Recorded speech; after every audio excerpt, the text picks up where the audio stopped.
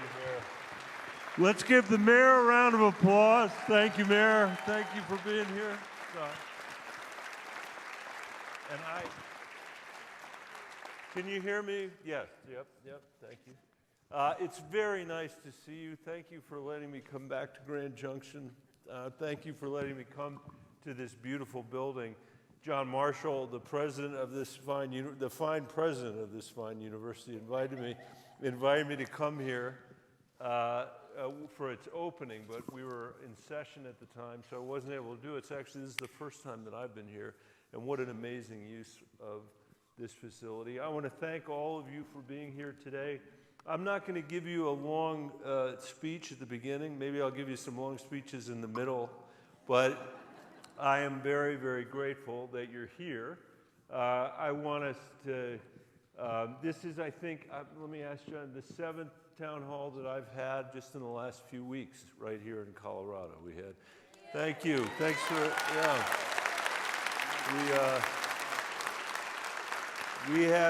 I've had one in, I won't remember them all, but Greeley and Jefferson County and El Paso County, and we had one in Salida. There were 700 people in Chaffee County. Can you imagine that? It was really incredible.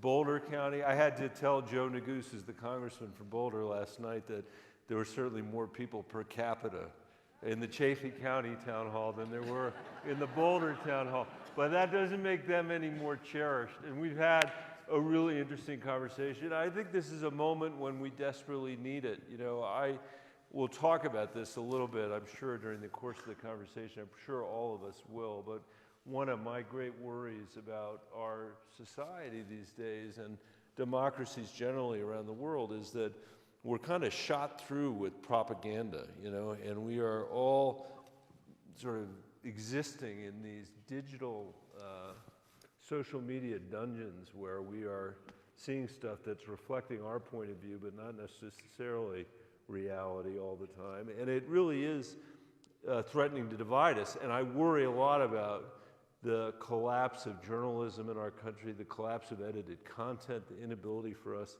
to have even a shared understanding of facts, to have the kind of discussion that we need. And that's why these town halls are so important to me, because they give us the chance to be face-to-face with each other and with each other in the audience. And so far, we haven't had one that's collapsed into hand grenades or and I hope today will not be different than that, but if it is, we'll deal with it. As the mayor said, I don't know where he went, somewhere over here, as he said, I was an urban school superintendent for about 5 years of my life, so you cannot hurt my feelings. They were beaten out of me a long time ago.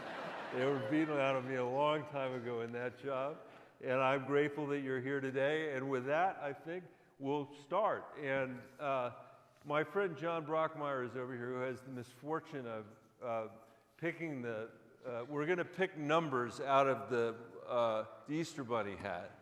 And we're going to call 2 numbers at a time, and then we'd ask just for you to stand up if you've got that number and ask your question. It's a way of demonstrating, I hope, that there's not a con here, but we're actually just randomly picking questions and then having you ask them. And let's get started, John. Perfect. I'm going to call the last 4 numbers of each ticket. So our first question is going to be 7561. That's 7561. And the second question is going to be 7544. 7544.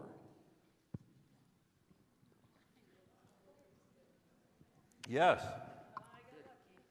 You got a microphone coming in your direction. Hi.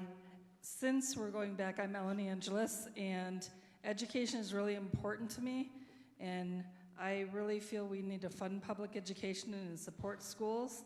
What can we do to make that change in Colorado? Because funding is not there for teachers, it's not there for students, everything. I really think it affects every other component of our communities too. Yeah, and as I mentioned, I guess I was lucky enough to be a superintendent for 5 years in Denver, And during that period of time, we saw more. There was just a study, actually, that came out that CU did. It had nothing to do with me, but it showed that in the time that I was there, and mostly when the guy that came after me was there, we actually had more academic growth in Denver, Colorado, than in any school district in our country's history. And actually, the only one that came close is New Orleans, which was destroyed in a hurricane. And there are a lot of reasons for that, but one of the things that I really worry about is that we are running a school system in America today that was designed in the 17th century. And our children are living in the 21st century. And our teachers are teaching in the 21st century. And our teachers, you know, the whole system of kind of hiring and training teachers that we have today and supporting teachers belongs to a time in American history when we had a labor market that discriminated against women and said you have two professional choices. One's being a teacher and one's being a nurse. So come teach Julius Caesar every year for 30 years in the Grand Junction public schools, and we'll pay you this ridiculously low wage, but nobody else is going to pay you, so you can't complain about that. But if you stick with us for 30 years, we're going to give you a pension that you could retire on. That was the deal. And I think we have to figure out a way in this country to move that deal into the 21st century where we are paying our teachers much more at the beginning of the profession than we are today. We're going to have to find a way to do that.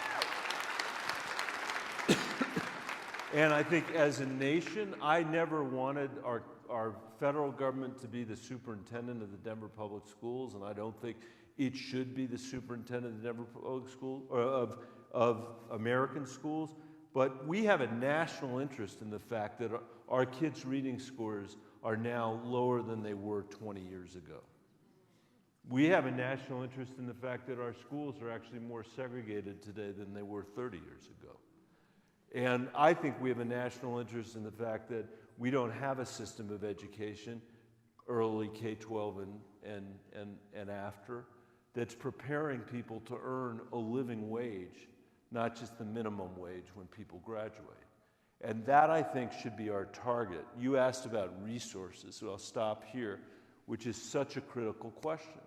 You know, in Colorado, many of the places that find it hardest to pay for teachers are rural districts on the edge of the state of Colorado, and they are next to states like Wyoming that are paying their teachers, in some cases, 40% more than we're paying our teachers here in Colorado.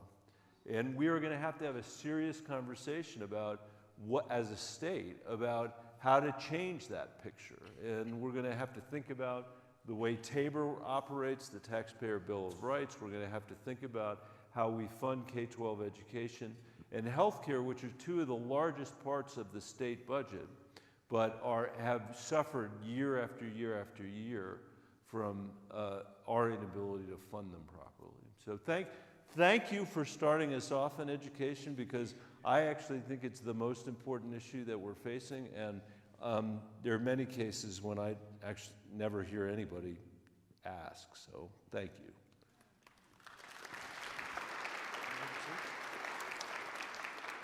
Yes.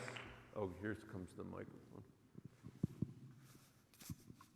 Senator Bennet, I'm very concerned about our public lands, our state parks, our national parks, our public lands. I'm concerned about the lack of funding or the reduction in funding. I'm concerned about the reduction in regulations that might help protect the environment. And I'm just wondering, where are we going to go from here? It feels like a lot of slashes are happening. Thank you. Obviously on the mind of a lot of people here. You know, it really is true. I've spent years and years and years in every single corner of Colorado, and our public lands are our heritage, or maybe a better way of saying that, our public lands are the heritage of generations that have come before us and who are thinking about us. And we certainly have no less an obligation to those public lands than the people who helped create them for us. And I think we have a moral obligation, not just to preserve what they did, but to make sure we're passing on what the next generation of Coloradans need and what the whole world needs. The whole world counts on Colorado protecting our public lands, and the United States protecting our public lands. Many of these lands are federal lands as well as state lands, and I was actually very proud when the very first national monument that the Biden administration administered or selected was Camp Hale, a battle that I had led right here in Colorado for many years. And Joe Biden flew out, I was running for re-election, actually. It's funny, I was running for re-election, and my campaign was saying, listen, his numbers aren't very good. It's not really going to help you. So maybe you shouldn't have him come. And I said, well, that's painful that you would say that to me, because obviously we need the president to come, because this Camp Hale is such an incredible story about the 10th Mountain Division, and the battle that they went over and fought in northern Italy after they were trained here. Anyway, Joe Biden came in. We went to the airport together, and we were driving and he just kept saying how beautiful Colorado. This is so beautiful. It's so beautiful. It's so beautiful. I said, don't tell him I said this, but it's a little different than Delaware, I guess. But it is my view that the vast majority of Coloradans share your view. The vast majority.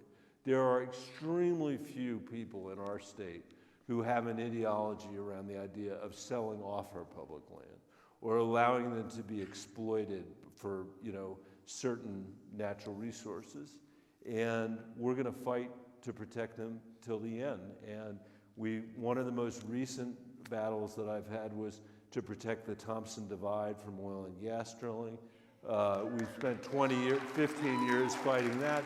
And now the Department of Interior has been talking about, well, maybe we should change that. We fought to protect Browns Canyon with National Monument. Now they're talking about changing that.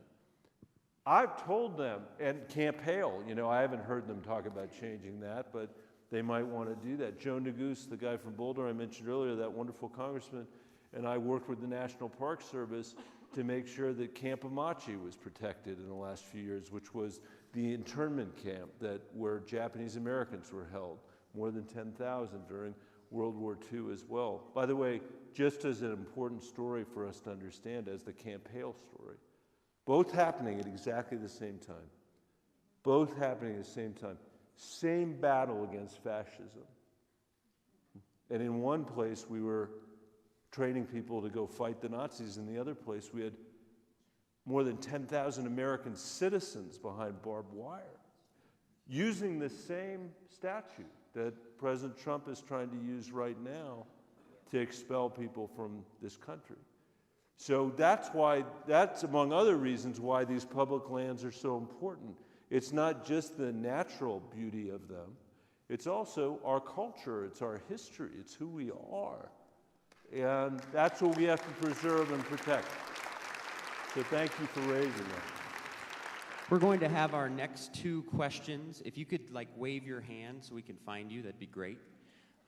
It's going to be 7594, 7594, and 7556. 7556. I'm going to do one more since we didn't have that first one. The first one's like when I was in school trying to hide from the teacher. Did you?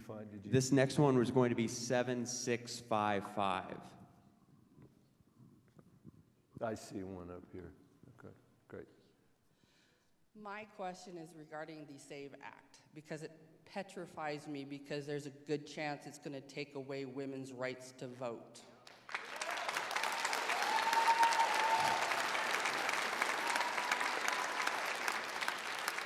My grandmother was a suffragette in 1916, 1917, and I was raised that my right to vote was just as important as any man's. And I want to know, where do you stand on that, and if we can count on you to say, heck no. Oh, yeah. Heck no, no, no, no, no, no. No. And if I could just use this as an opportunity, which I will, even if you say no, it's such an important reminder of our history, just like the public lands conversation we were having. I've been having some conversations with people who are coming to these meetings and saying, man, the world's coming to an end. You know, and people feel so fatalistic about so many things and so angry, you know. And let me tell you something, I'm angry about a lot of things. This may not be the day for my therapy session, but I am really angry about a lot of things. But including, by the way, the system, you know, where poor kids in this country are having their education defined by the fact that they're poor rather than by the fact that they are American citizens who deserve to be in a world-class education system. But I try to tell people that are feeling that fatal and that upset and like there is no hope. First of all, we have no right to not have hope for our kids, you know? I mean, we have to have hope. Because if they hear us saying everything's fatal, they're going to hear that. And that's fatal for young people. And we need the young people in this country to save this country. We don't need them to give up on this country. And I often tell them the example of the suffragettes who won the right to vote for women in this country, partly because I have 3 daughters of my own, but partly because nobody knows that story. Very few people do. You know, like there's just this assumption that we all had the right to vote. The reality was totally different from that. People like your grandmother spent 100 years in the United States of America fighting for the self-evident right to vote. Can you imagine that? I mean, there were women that had the right to vote all over the world, and they did not have the right to vote in the United States of America. Colorado was one of the first states, actually, to grant women the right to vote. I think Wyoming was the first, maybe. But the point is this. We don't know the names of almost any of the women that fought over those 100 years for the right to vote. And there's one. And most of them died before they even saw that the right to vote had been won. And they never gave up. You know, I sometimes say to young people, yeah, I think the system's corrupt in many ways. Young people who are saying it's so corrupt I don't want to get involved. So, you know, I think it's corrupt. Do you think those women who were fighting for the right to vote didn't think the system was corrupt? Or that Frederick Douglass didn't think the system was corrupt? But they never gave up, you know. Happily for them, they didn't live in a time when they had a choice to spend 15 hours a day watching cable television or being, you know, doom scrolling on their telephone. Because they had to get out there and do the work and subject themselves, in some cases, even in Washington, D.C., to violence. And I think we just have to keep that in our minds and be inspired by it. I'm inspired by it. And I think we need to make sure that young people in our country know these stories. That we didn't get here, as imperfect as things are, we didn't even get here by accident, much less where we have to get as a nation.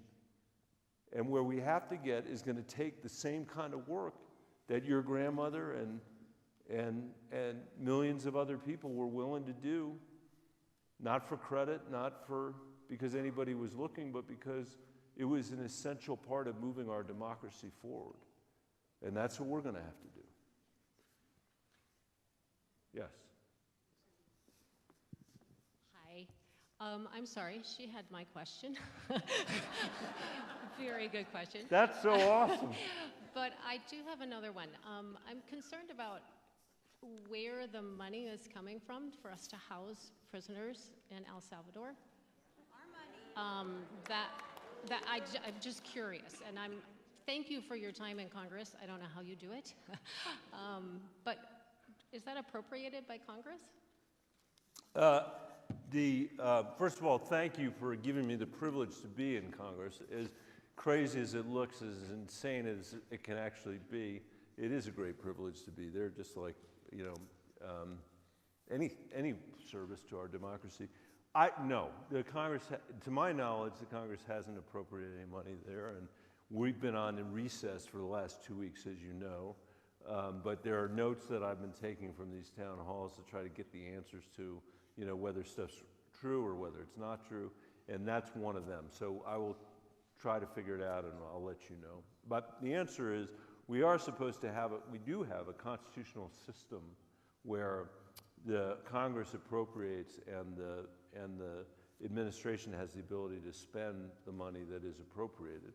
They are not allowed to make unilateral decisions about spending money that we haven't appropriated or taking money that we've appropriated for one purpose and supplying that to another purpose. And that's just a fundamental constitutional, safeguard in our system. And I think it's critically important for members of Congress to stand up, whoever the president is, for our prerogatives as the folks that are supposed to be making those decisions. So we'll let you know. Our next two questions are going to be 7540, 7540, and 7616. 7616. Right here? Right here. There's one right here. Well, I'll come back here and then we'll get the microphone for you. And by the way, I'll stop leaning over you. I know you're getting nervous. Governor Bennet,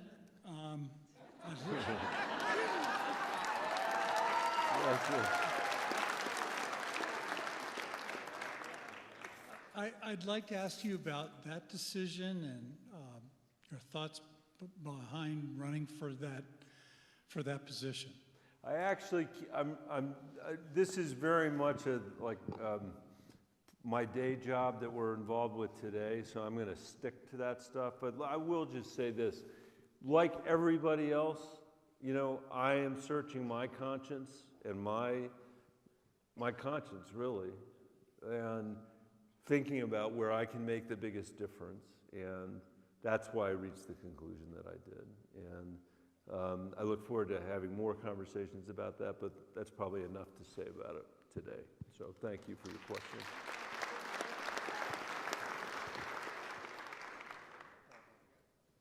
Yes. Senator Bennet, my question is somewhat broad. It seems that we knew 2025 was coming, and what information was through the campaign, we knew what was being projected. I'm wondering why, as a Democratic Party, we have either been slow or not had planned programs to combat what has come to us. Yeah. Thank you. I'm gonna answer that question, and I'm gonna answer it assuming that there are people here that aren't Democrats. So I'll let you in on a little secret if you're not a Democrat. And there are probably people here that are Republicans and unaffiliated voters as well. Let me add an answer to your question, or add an addendum to your question, which is there are many, many things I blame Donald Trump for, but one is not getting elected president. And I am furious with the Democratic Party because, in my view, our inability to offer a compelling vision and articulate it to the American people has resulted in Donald Trump being elected not just once, but twice. And that,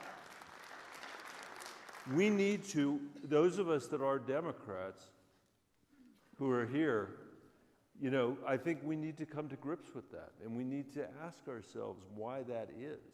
I mean, I think there are many reasons why he was elected, but I'll tell you one that I'm certain of, and that is that for too many Americans, they feel like the American dream, has gone past them. They feel like no matter how hard they work, they're not going to get ahead, and they feel like their kids aren't going to get ahead. There's not a county in Colorado, including this one, where people aren't worried about whether their kids are going to be able to afford to live in this place. There's not a neighborhood in Colorado where people aren't worried that their kids aren't going to be able to afford to live in a house. And when you have that lack of, economic opportunity or a feeling of a lack of economic mobility, that is often, the moment when somebody shows up, as Donald Trump did, and says, I alone can fix it. You don't need a democracy. You don't need the rule of law. You should expect your private sector and your public sector to be totally bankrupt and totally corrupt, that's the dark vision he ran on. And many of the things he's doing now are things that he said that he would do on the campaign trail. So I think the most important question is, why did we fail to offer a case that was compelling enough to build a coalition that could have won, and where chaos wasn't the preferred answer from the American people? Now, I don't think anybody's going to like the result of all of this, and I think we're going to have to pick up the pieces. But there's nothing to guarantee that we're going to win unless we are able to show people that we're for something that is going to move our country forward. Let's be for a 21st century education system that, instead of being about, forgiving student debt, which was the college debt, which was the position of the last administration, how about making sure that every single kid that's graduating from high school, as I said earlier, can earn a living wage in this country, not just the minimum wage? How about a universal healthcare system in the United States, just like every other industrialized country in the world has?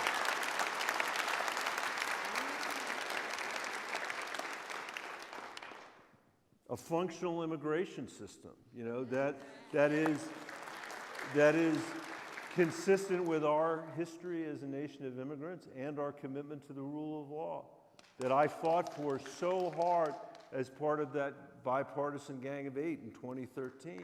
That if we had passed that bill, we did pass it with 68 votes in the Senate, the hardest thing I've ever seen go across the floor of the Senate in a bipartisan way. It got vetoed by the Tea Party in the House of Representatives and never even got a vote. The world would look totally different today if we had passed that bill. We need a set of energy policies in this country that can create energy independence to the United States and allow us to lead the entire world in the climate battle that we're having. And we can articulate that in a way that builds a coalition rather than divides people, which is, I think, what people heard from us in the last election. So that's, I think, the answer to your question. It was wishful thinking and a lack of preparation. And I can tell you, you're not going to be happy to hear this, but I'll tell you, the Trump folks were a lot more prepared this time than they were the first time. And the first time, he didn't even think he was going to win. He's sitting there literally on the, like in Times Square in New York, and they're calling the victory, and he's looking around and saying, what? I won this election? And he did. And he was not prepared. This time they took 4 years to prepare. And what you're seeing now is the fruit of that preparation. And I believe we need, our party needs to do much better than that. Our next two questions are going to be 7590, 7590,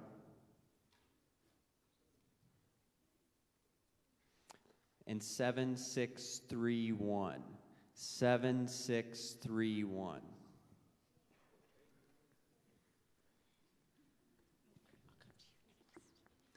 I don't know if my folks ever actually checked to see if you actually have the number. I'm just kidding. What? Hillary, who's up there? Is there somebody up there? What? I'm concerned about Social Security and all the mess that seems to be happening with that. I don't get my benefits yet, but I will soon, and I'm concerned about the mess that is being made, and I'm really concerned about offices being shut down and communications being shut down. I don't want to get a Twitter account to be able to talk to Social Security. That shouldn't be a requirement. Right. So what can we do to get things back on track? So, by the way, on the Twitter account, first of all, this is a place where we need some student at this university to figure out a better idea than having us all on the same media that is essentially a state media for, the White House or for Elon Musk. It makes no sense. I mean, I'm on that. Our journalists are all on that, and we should be thinking about, how to create an environment like the one that we're having, the conversation that we're having here. I don't have the answer to that. We have to figure that out. We're really worried about the Social Security stuff too. I'm on the Finance Committee. We oversee Social Security from there, and we have been reminding the new administration how much people rely on the offices and the telephone to be able to correspond with people. There is a lot of historical slowness in the way Social Security has operated, and I have been one who's complained over the years that we need to do better. But until we can show that we are doing better, we need to be very careful about the offices that are closed. We need to we cannot be cutting off telephone access to Social Security, which we are now doing. And I'm all for reforming the way government works, but there's a right way and a wrong way to do it, In fact, I'll even say I think we should have done it in many cases years and years and years ago. But having, Elon Musk and his, young guys crawling over the Social Security office probably is not the way to be able to achieve it, what we need. And we need to be worried about that our data is protected as well as part of this too, which is another part of the conversation that we're having.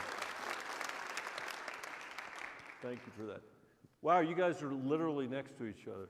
Well, across. It wasn't planned. I'm 68. I filed for Social Security last month. I'm going to start it next month. I got the okay today. My question is, I work in the trucking industry. I'm an oversized pilot. I'm the guy in front of or behind the giant trucks. So I'm in truck stops all the time. Throughout the election, all I heard were lies on Fox News. How do we stop that?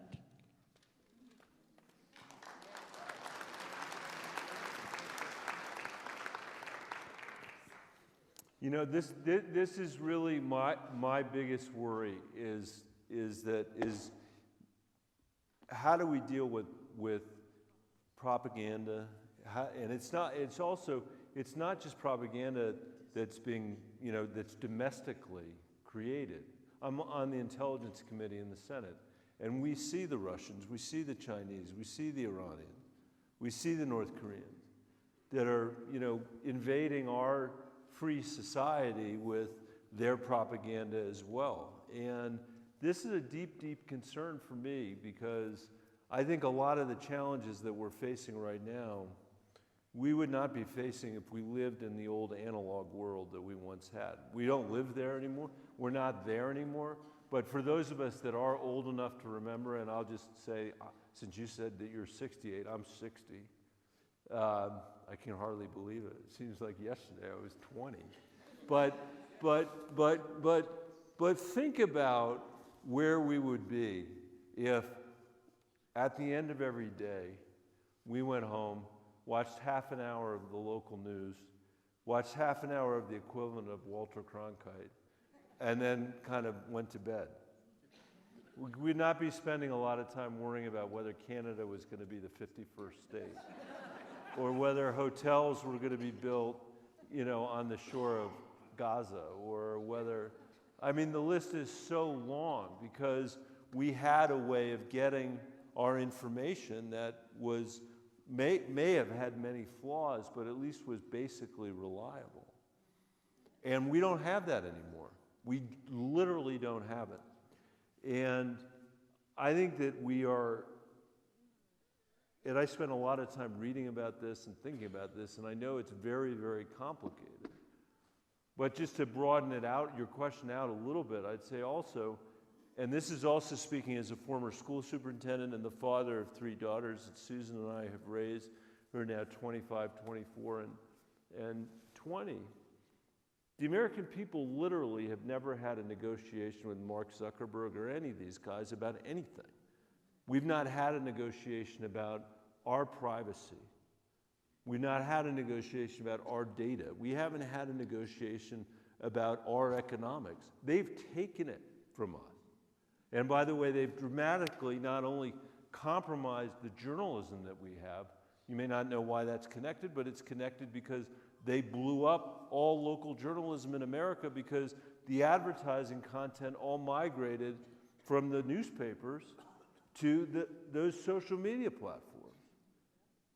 And so they not only took out the existing analog world, they replaced it with something that was toxic for us and has divided us. And I think we are going to figure out we're going to have to figure out how to solve it, because spending 5 hours a day, which on average is what we're doing as Americans, doom scrolling on social media, is going to destroy this country. And watching the cable at night and just sort of repeating the talking points from there, no matter which side we're on, isn't going to make matters better either. And I think my view is that until we can figure it out, meetings like this are going to be an important part of it. Figuring out how to have a much less toxic digital world is going to have to be part of it. And relying on some folks, as I said, that are the age of the people that go to this school, I think is going to be important to figuring out how to unlock it. Because I'm not sure, just as I said earlier, I think the biggest threat to our democracy actually is a lack of economic mobility. That's what I believe fundamentally. Because I think I don't view Trump as the cause of all our problems. That may not be a popular thing to say among some, but I think that he is a symptom of our fundamental problem, which is that lack of economic mobility that we have as a nation. But I would say, sort of a thing that really is also affecting us is our inability to communicate with each other in a way that's effective, and in a way where we can actually keep track over the long term of what's actually important. I'm in these meetings sometimes, and the meetings, people will say, well, and I don't want to cut off anybody's questions because they're all important, but you'll hear people say, will the Army stand up to Trump? Will the judges stand up to Trump? What do you do if the judges ignore him? What about your Republican colleagues in Senate? Will they stand up to Trump? Will you stand up to Trump? We liked what you did with Bobby Kennedy, but will you do more than that? You know what I mean? That kind of stuff. That's important, but it's, to me, also critically important to figure out how we're going to make that 21st century education system in America. Just as one example. And we can't forget that part of it. And if I fall off this stage before I finish, let me also suggest one other thing, because I know somebody here is going to say, what can we do to push back on this and to resist and all that, which is really a vitally important question. I want you also please to take some time out and find a kid in a local school, who you can go read to. Spend a little bit of time doing that. Find a senior citizen in your community who's in a nursing home somewhere and who's shut in there and who's been watching cable television all day long. And let's make sure they get outside a little bit too. We can't forget that part of who we are, in this moment. It's really, really important. Okay. Have our next 2 questions. The first one's going to be 7557. 7557. And the second one is going to be 7585. 7585. Thank you so much for being here. Thank My you. name's Miranda. I'm a lifelong resident of Grand Junction. So a tiny bit of therapy and then a question. Every second of every day under the authoritarian dictatorship that is the Trump administration is an absolute waking nightmare, with an endless stream of constitutional crises overwhelming us all at every turn. Why aren't Democrats doing more to stop the Trump administration from violating every human's constitutional right to due process? And what will you and your Democratic colleagues do to bring Kilmar Abrego Garcia and Andre Hernandez Romero back to the United States? Yeah.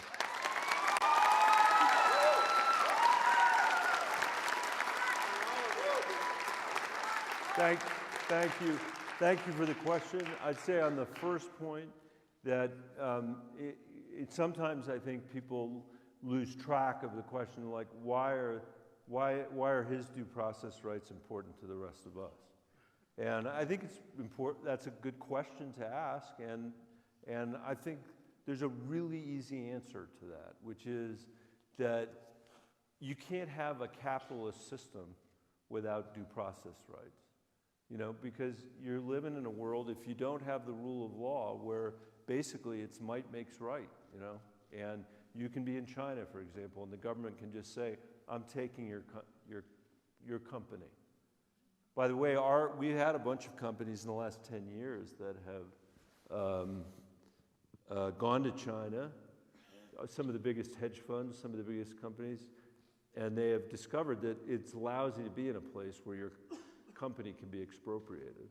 It's lousy to be in a place where the leader gets to decide whether you rise or fall. And that's true of almost every society in the world, you know? I mean, I think of that as corruption, basically. The absence of the rule of law, I think of as corruption. And it is corrupt not to allow somebody to have their due process rights, even if they're somebody who nobody likes or feels like has done whatever the thing is they're accused of, which is why he should be brought back to the United States. I don't personally have the power to bring him back, but I've been very clear about my view that the president should be listening to the court rulings that have said that he should be brought back.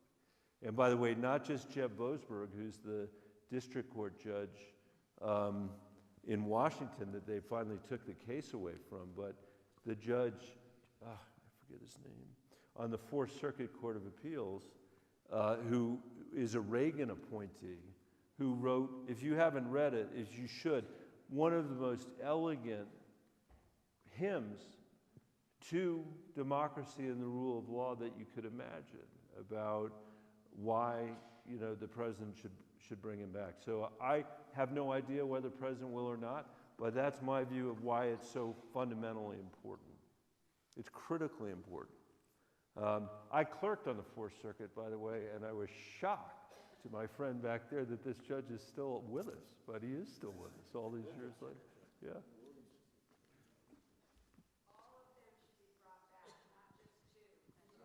All of them.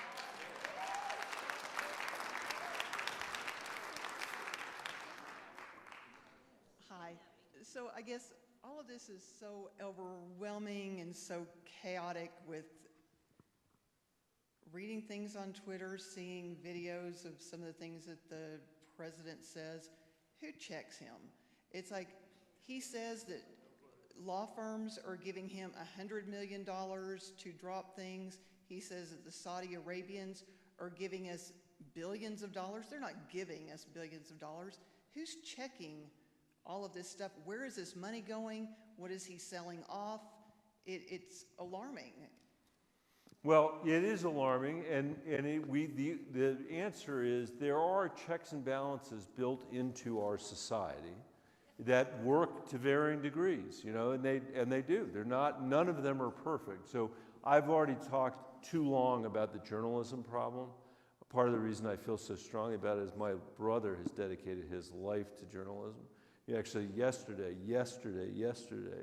I'm not even going to say it. You can look up James Bennet and see what he was doing yesterday. But he's dedicated his life to it, and that's one of the things. Like, we need journalism. You know, in the 1920s, when we had a seriously reactionary period in American history, as we are right now, one of the things that saved us was the muckraking journalists that stood up to power and to call. But we don't have that. Exactly. So that's, but what? They're giving their opinions like it's fact. Right, and that's not the same thing. So that's not the same thing. That's not like Upton Sinclair going out there to investigate the meatpacking industry and reporting on the facts in a way that is actually, compelling to somebody who's reading it, which is different than somebody shooting their mouth off on the cable television at night, no matter what channel they're on. So we're compromised. There still are journalists that are doing that, and my brother is one, my daughter is one, but we need more, and we need to find ways of supporting that journalism. We have to find ways of doing it. The Congress obviously has an oversight responsibility. So, just in the last week, and again, this is by no means perfect, but I'm just in the last week, we have a bill now that's got 7 Republicans and 7 Democrats in the Senate that says if you're going to put these tariffs on, you have no right to do it unilaterally, and if you don't get Congress's approval, they will expire in 100 days, is what we're saying. And we're never going to pass that unless the American people say we want to pass it. But these so-called reciprocal tariffs that President Trump has put in, it is possibly, I can't know, but it is possibly the most anti-small business thing that any president in the history of America has done. There are businesses all over this state that are going to go out of business as a result of what he has done. And the workers who work for those businesses because of what he has done. And they are pushing back. They're pushing back. The public lands question that we had earlier, I don't know where she left. Probably no.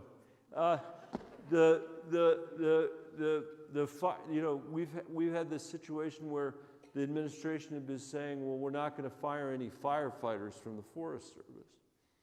And we're trying to point out to these guys that thousands of the people they fired are Forest Service personnel, public servants that have red cards that allow them to fight fires, and in fact that they're the backbone of our firefighting service, and we're pushing back on that. So it's not like he's going to respond, I lost you, I'm sorry, there you are. I don't think Donald Trump will ever respond to any of this himself. But I think we can build a movement of Americans that are saying, we didn't sign up for this. Yes. And we need to move past this. Yes. And in the meantime, we're going to do everything we can to push back in the moment, but we're also going to keep our eye on the fundamental challenges that we face as well, which is also really, really important. We're being asked to do a lot right now. We are being asked to do a ton. Everybody here is being asked to do a ton. Nobody is here being asked to do what her grandmother did to win the right for women. Nobody in this room is being asked to do what John Lewis did when he subjected his skull to the billy clubs on the Edmund Pettus Bridge for the sake of democracy, not for the sake of himself. And I would say we have a responsibility not to be drawn into the vortex of fatalism that is a huge threat to us, and not to give up on our powers as Americans and in this democracy. And I'm really happy when you call me and say, man, I loved how you went after Tulsi Gabbard. Yeah. But then if it's somebody from Colorado, they're often saying, do it again, because we have to do it. We got to keep it up. We have to keep it up. But we can't lose hope. I guess that's really the point I want to, leave you with, because it's not going to be one thing, and he's never going to relent. The people that know him best that I know he will never relent, because he just is what he is. He is what he is. These are going to be our last 2 questions. What the? Come on. The first one of these. Did we start late? Going... All right, so can we do 5? 2 plus 3. I'll answer briefly. We'll do 5, and then we'll go. And then we'll go, because you do have to go, and I do have to go somewhere. The first one is going to be 7603. 7603. The second one is going to be 7642. 7642 and 7603. I'm going to pull one more, and that's going to be 7618. Hillary's getting a workout. 7618. Senator Bennet. Hi. Can you hear me?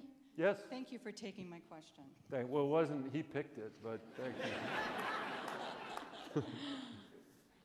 I need clarification. The DOJ is currently in contempt of court for bringing the gentleman home from El Salvador.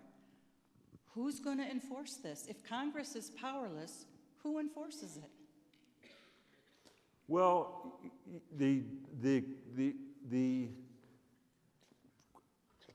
I don't want to predict what's going to happen. I mean, I think that what we are in the middle of is a conflict between the judiciary and the executive branch and a lot of American people who think that, you know, he should listen to the judiciary. And so far, there have been a bunch of occasions where they have listened to the judiciary. I don't know whether he will or not. I don't know the answer to your question. Okay. I honestly don't know the answer to your question. Because we feel like spectators. But, well, we can't let ourselves be spectators. We have to push and we have to push and we have to push. But you know me, I hope you do. People here know. I'm not going to lie to you. I'm not going to stand here and say to you that I know what the answer to that is. Because what? In the end, that's all we've learned. Look, the one thing we have learned in this terrible episode, one thing we have learned is that there's literally nothing self-executing about our democracy. Nothing. And that may be surprising to us in the richest country in the world, but it is not surprising to anybody else who lives anywhere else in the world where, you know, democracy has been a struggle year after year after year. My mom was born in 1938 in Warsaw, Poland, a Jew, born in the worst possible place she could have been born on planet Earth the year before Hitler invaded. And she and her parents survived, and aunt survived. They made it here, and if I had more time and you had more time, I'd tell you the story, their story, which is an amazing American story, an incredible American story. But what they understood, I just finished that book, Super Bloom. Oh, I did, yeah. What'd you think? I'm not lying about this. Is the answer to the gentleman's question back there. Anyway, that's what it's not. The opposite of what this is political violence. The opposite of this democracy is political violence. And there's nothing self-executing about the democracy. And there are people that have disregarded the rights of other people, going back to the history of America, for God's sake. Everybody here knows that. And this is one of those moments too. And in every one of those reactionary moments in our history, going back literally to the moment that the paint was drying on the Constitution, there's been a progressive moment that's come after.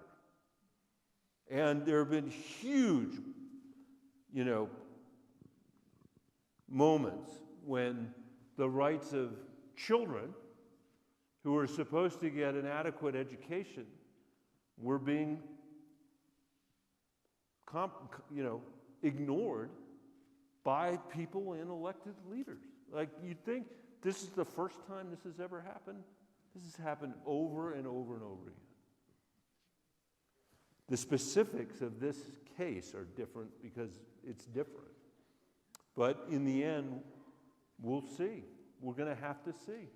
And in the meantime, we're going to have to continue to push.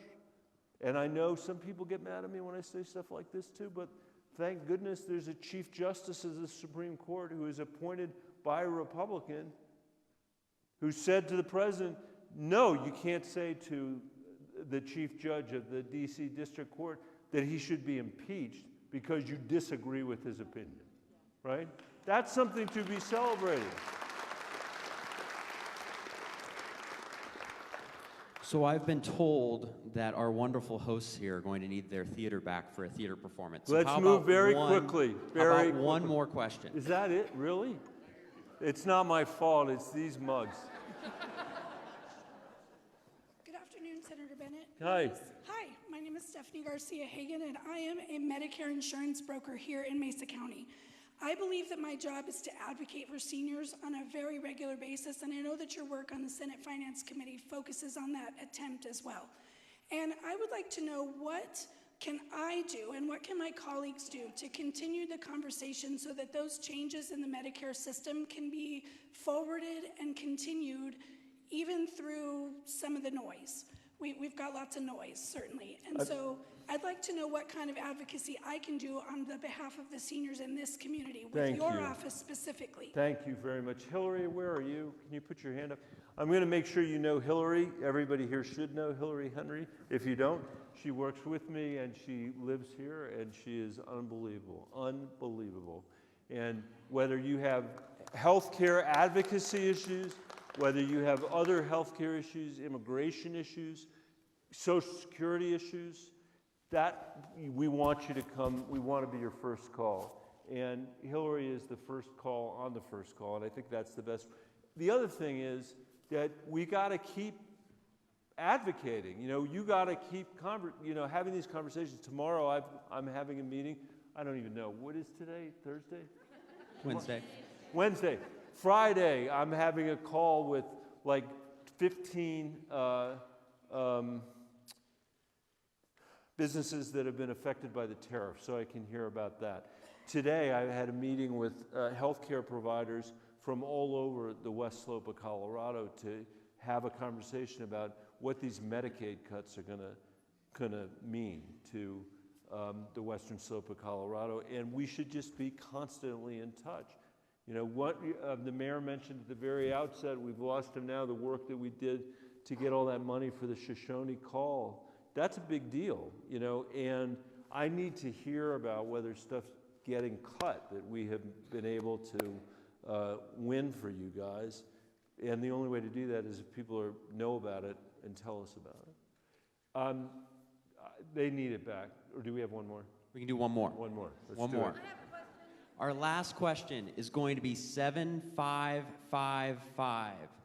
7555.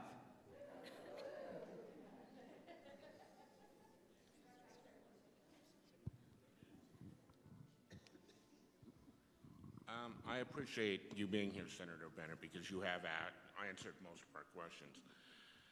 But I have to be very honest, I'm kind of radical in a lot of ways, and I feel like you've kind of danced around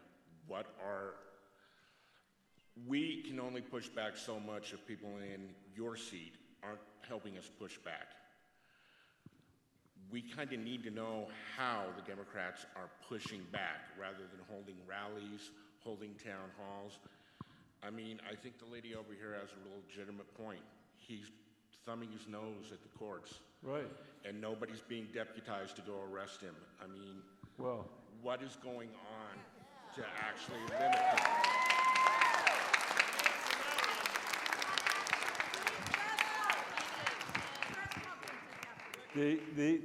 First of all, let me say, any ideas you have, I'll take. So, like, if there are press conferences, the other ideas, I certainly will take any of them. And I won't take a backseat to anybody, though, in terms of the pushback. I mean, we've pushed back hard on his nominations. I've led a lot of the stuff on the, Pete Hegseth nonsense with the Signal Gate stuff, which is ridiculous. I mean, ridiculous. And we've stuck with it and stuck with it and stuck with it. Just last night, when it was reported that he now said it to his wife and two brothers, I think I was the first person in the whole Senate to put a statement out on it because I've been following it. So can I do a better job? I'm sure of that. But please let me know. I'm not shy about it, and we'll continue to push.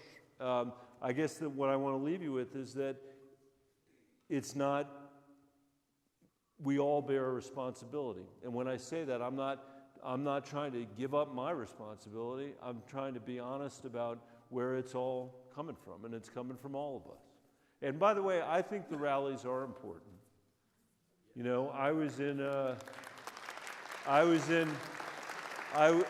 driving by the state capitol a few weeks ago with my wife Susan, and I look over and I see everywhere, these blue and yellow Ukrainian flags, and I stop. You know, that's really important, you know, to not just to our country, but to me personally because of my mom's history. She comes from that part of the world, and I've been fighting for a long, long time to make sure that money gets to Ukraine, because they're in a fight for, not just for Ukraine, but for democracy and for freedom and for all the rest of it.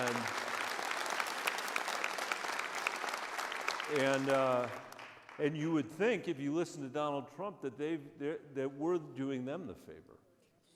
You know, and it is true, the American people have been really generous with money and with weapons. We have been. But they're the ones that have, you know, had 400,000 casualties.